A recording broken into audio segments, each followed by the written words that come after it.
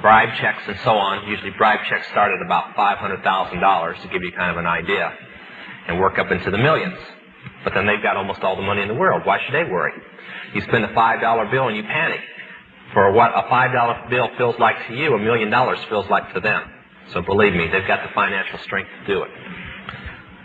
The fifth one was totally different. It's very thick, about 30 pages, and it was handwritten.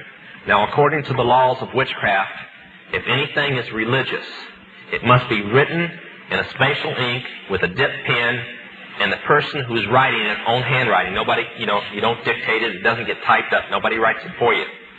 Now, in the Illuminati, the Rothschilds are not humans. They're not just the richest family in the world. They are gods in human bodies. More or less the counterfeit of what Jesus Christ was when he was on the earth. They're the sons and daughters of Lucifer in human body, and his wife and so on. So that this council that I was on is the private priesthood of those gods. And when those gods talk, the priests listen and the priestesses listen. Then they tell political people. That's why a handful of witches have so much power over so many political people. Because they're simply just like a tape recorder for some very powerful people that everybody else considers to be holy and to be gods. So we opened this one in Philip Rothschild's handwriting, and it would have been the same to, well, it was like, the gods sent their own private message.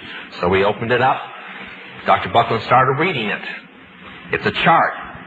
A friend of mine, Dr. Tom Berry, has placed that chart in a 30-page book, and we're proofing it now, and Dr. Stuart Crane is going to publish it, and we hope to have it in Christians' hands in about 3 months. It's a step-by-step plan beginning in 1973 at the first of the year to the end of 1980 to take over the world by taking over the United States.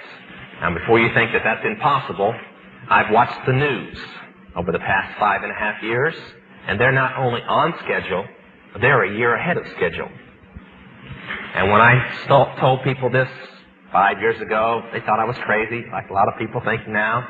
When I told them that we were supposedly not going to have any fuel, although we were going to have it, and that the gasoline prices were going to go sky high, I even told them a crazy story that the farmers were going to go on strike and the coal mines were going to close down. Now, I wonder where I could have gotten a crazy idea like that. And I was saying it 5 years ago.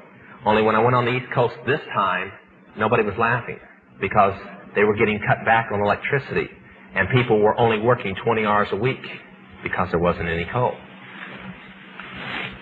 So after reading this, I thought, these people are really crazy. Crazier and crazier. But I stopped laughing when I read the sixth letter. It was in Philip Rothschild's handwriting too. Now, before I tell you what's in it, I want to say something.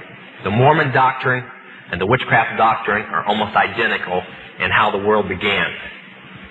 According to the witches, Lucifer chose his son and his daughter, which were married, to come to the world and lead the rest of his little kids down here.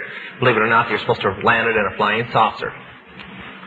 And they landed here, and man was just more or less assuming their shape from apes, and they intermarried with man, and that's how, the original people were the witches that arrived, and their children became the witches, and the ones that they didn't marry with are the mortals. If you remember Bewitched, you remember the doctrine of witches and mortals. Now, that may seem a little crazy to you, but they firmly believe it.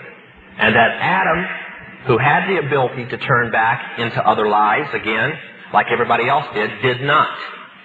Because when the evilness of man settled into the garden, and that's why the garden was bad, there's no original sin according to witches. And Lucifer had planned to come and live on this world along with his children, but he couldn't because of all the evilness of man. And when they say that, I almost feel like they want to write Christians sometimes, the way the doctrine goes. But Adam would come back to bring peace to the world and to unpollute it so his father could come back. Now, that's their doctrine.